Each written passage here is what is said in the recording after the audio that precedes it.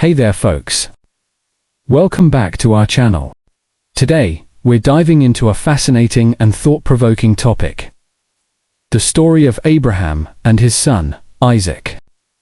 This tale of sacrifice and faith is a powerful reminder of the strength of our beliefs and the courage it takes to follow them. So, let's dive right in. Abraham's story is one of the most gripping narratives in the Bible. A tale of faith, obedience, and divine promises. From the moment he was called by God to leave his homeland to the astonishing test of his willingness to sacrifice his beloved son, Abraham's life was a journey of extraordinary encounters with the Almighty. It is a story that echoes through time, leaving us to ponder the depths of faith and trust in the divine. The call of Abraham. Abraham, originally known as Abram, lived in the ancient city of Ur, a prosperous and bustling metropolis in Mesopotamia. He was a man of wealth, surrounded by his family, customs, and the polytheistic traditions of his people. But then, something remarkable happened. God called him. It was not a mere suggestion or an option. It was a command. Go from your country, your people, and your father's household to the land I will show you. This was no small request. To leave behind everything familiar, to step into the unknown based solely on faith, required a level of trust beyond human comprehension. But Abram obeyed.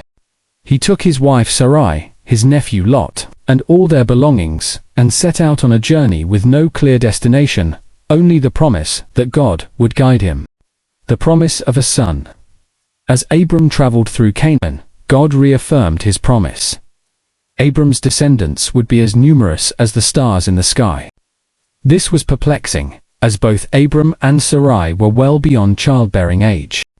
Years passed, and still, no child came.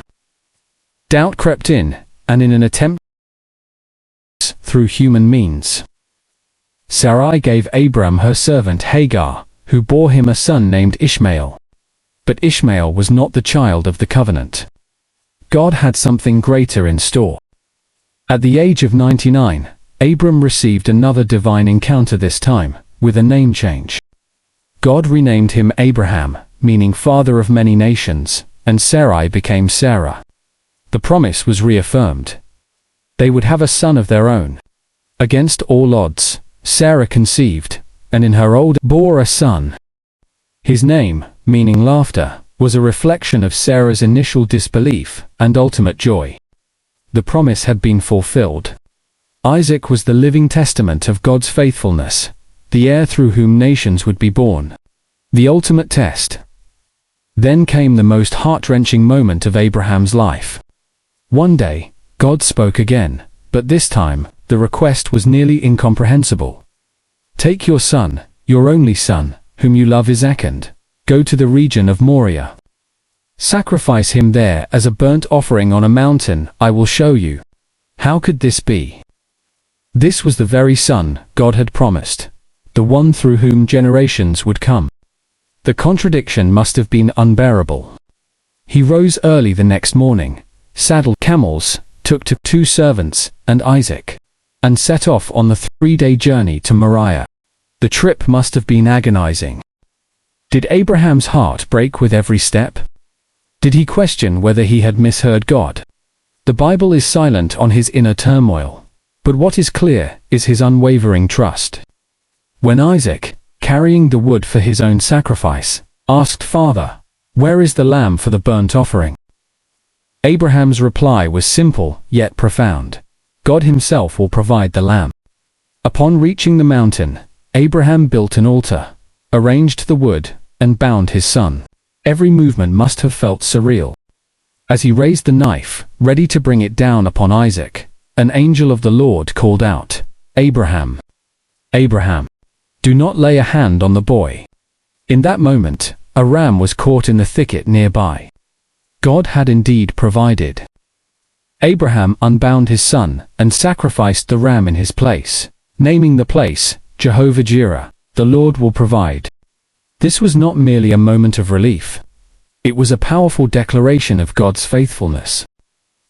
The deeper meaning, the test of Abraham was not about God's need for sacrifice, It was about Abraham's heart.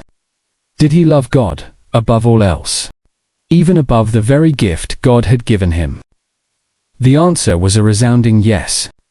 Abraham's faith was refined in the fire of obedience, proving that his trust in God was absolute. This event foreshadowed something even greater. Centuries later, another father would offer his son, but this time, there would be no ram to take his place. Jesus Christ, the ultimate lamb, would be sacrificed on the cross for the sins of the world.